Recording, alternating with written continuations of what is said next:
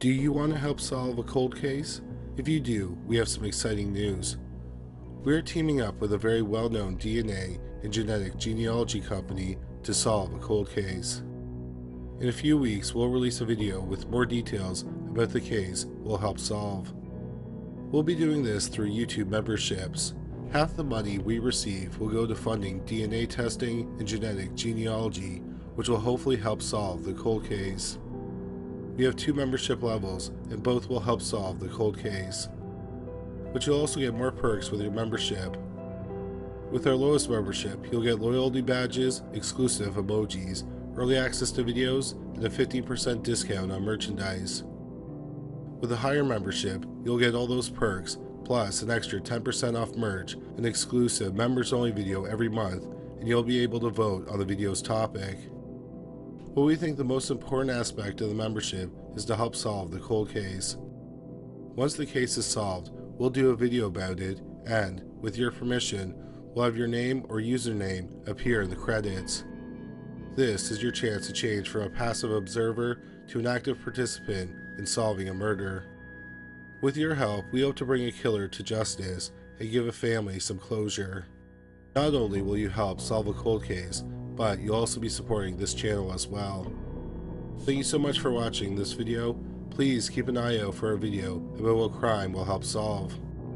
In the meantime, if you're interested in membership, please sign up so you can get early access to videos, the exclusive members-only videos, and other perks.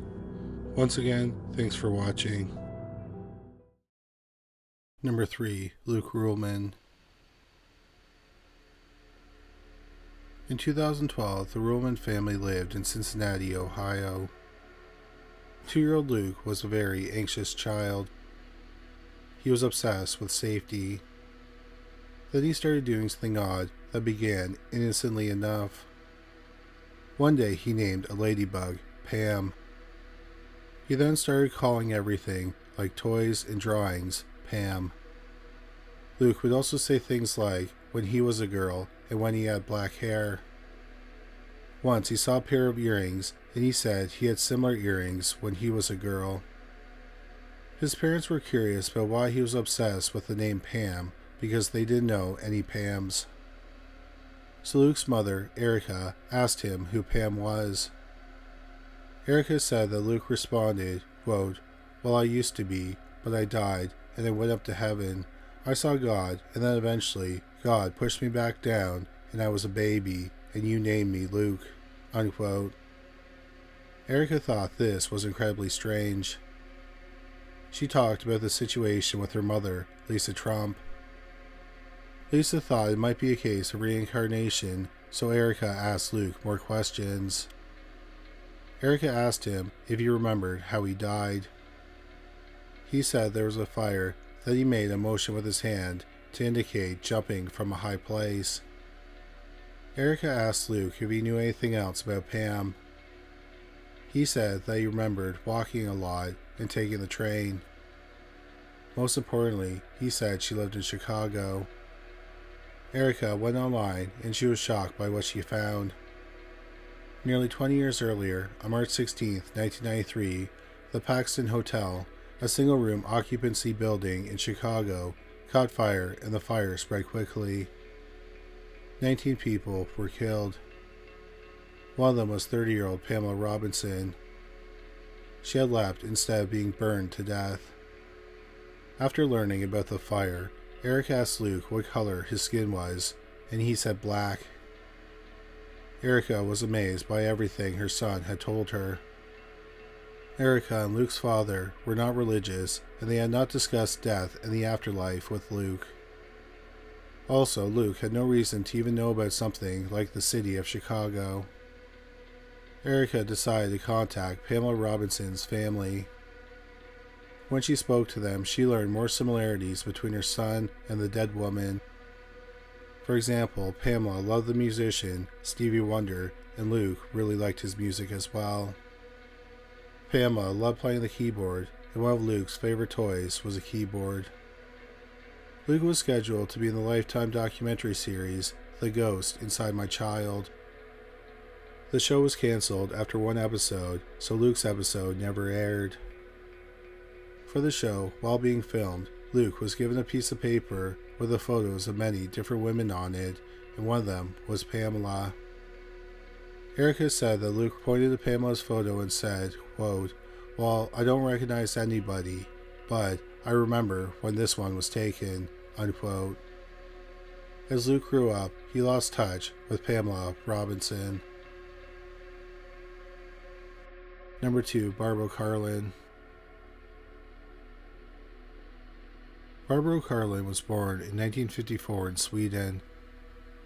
She published her first book of poetry, Man on Earth, when she was 12. The book was a massive success and became the best-selling poetry book in Swedish history. Many people wondered how someone so young could write such beautiful and soulful poetry. Karlen may have provided an answer for that in 2000 when she published her book, And the Wolves Howled. In the book, she claims she's the reincarnation of a famous writer, Anne Frank. Anne Frank was born on June 12, 1929, in Frankfurt, Germany. Anne and her family were Jewish. During World War II, the Frank family went into hiding in Amsterdam, Netherlands. While in hiding, Anne penned her poignant diary detailing their experiences.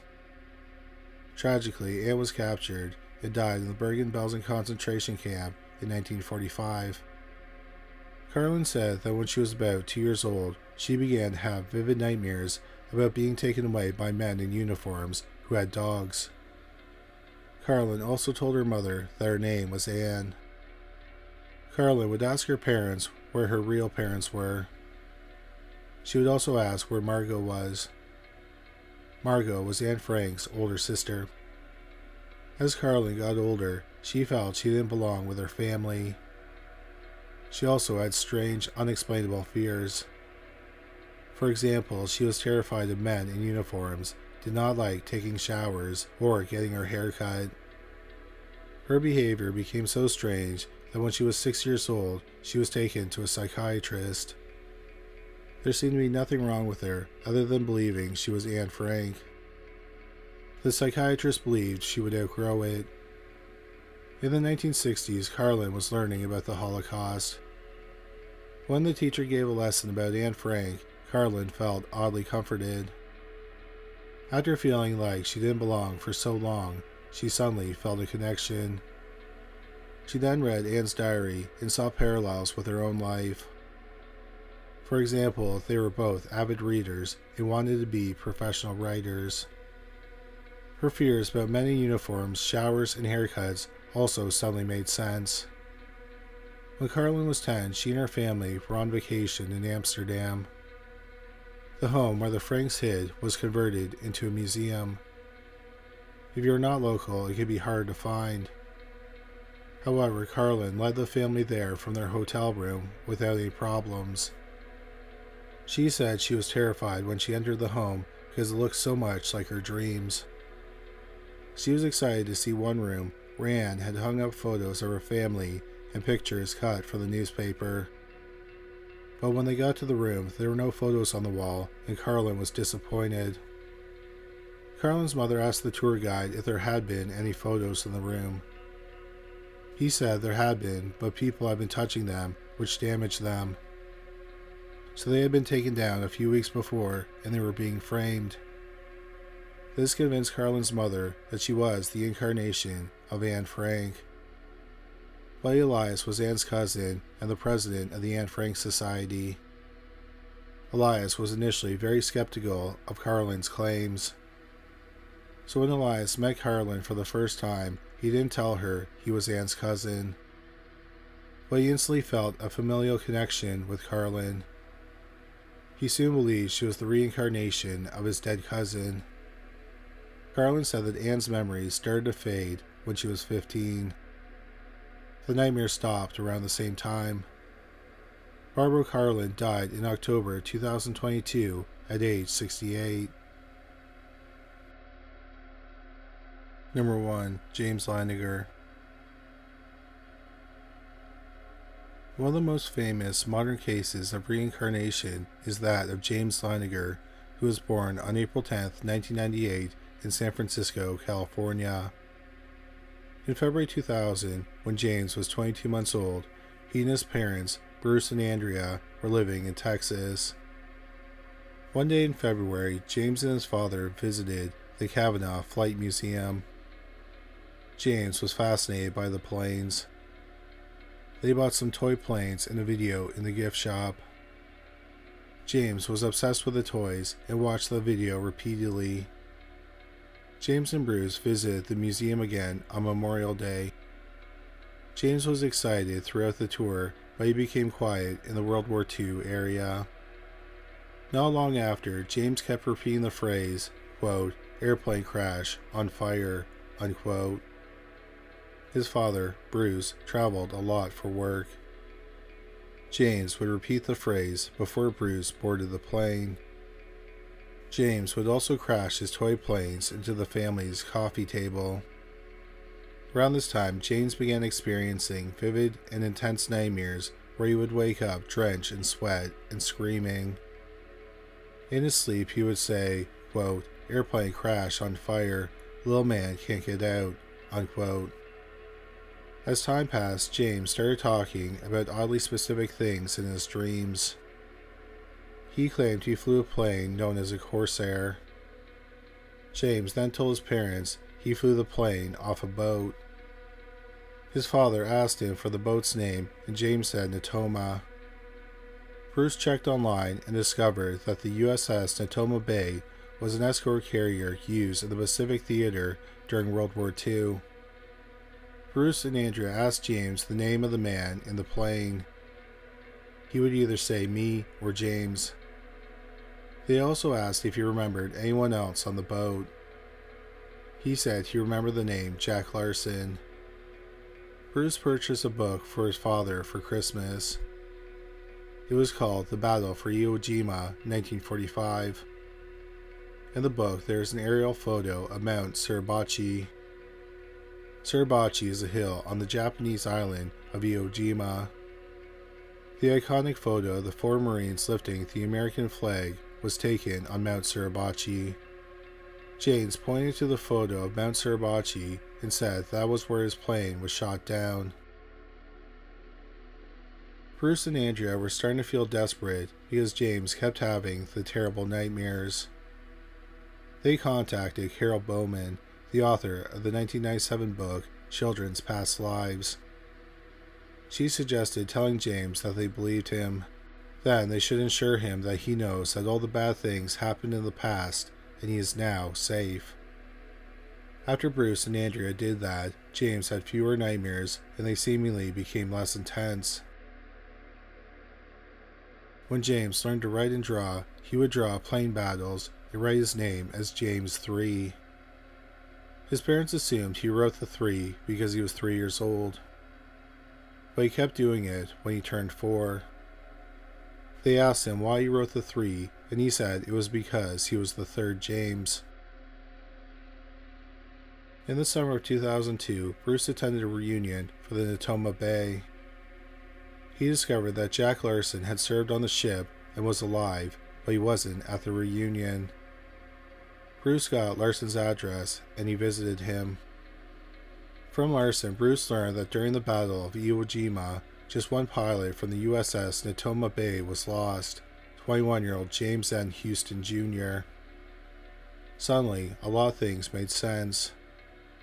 When James' parents asked him what the name of the man in his dreams was, he said James, which was both his name and the pilot's name. It's possible that James considered himself James III because James Houston's father was also named James. Bruce then began to research James Houston. He learned on March 3, 1945, Houston took part in a mission to attack transport vessels at a harbor. 8 planes were on the mission. The pilot in the plane next to him was Jack Larson. Houston was flying a Corsair airplane. Houston was shot down in the same spot that James said he had crashed. James' parents were convinced that their son was the reincarnation of James Houston Jr. In 2010, Bruce and Andrea Leininger published a book about their son and his past life memories titled Soul Survivor. James was also the subject of a 2017 peer-reviewed article by Dr. J.B. Tucker. Tucker is a child psychiatrist who has researched children who claim they have memories from a previous life. Thank you so much for watching this video. We hope you found it interesting. If you did find it interesting, please make sure you subscribe. We'll have a new video about the paranormal every week. If you just discovered this channel, please make sure you check out our other channel, Criminally Listed. We have over 325 videos featuring bizarre but true crime stories. You can find it at youtube.com/criminallylisted. Well, that's all for today. Thanks again for watching.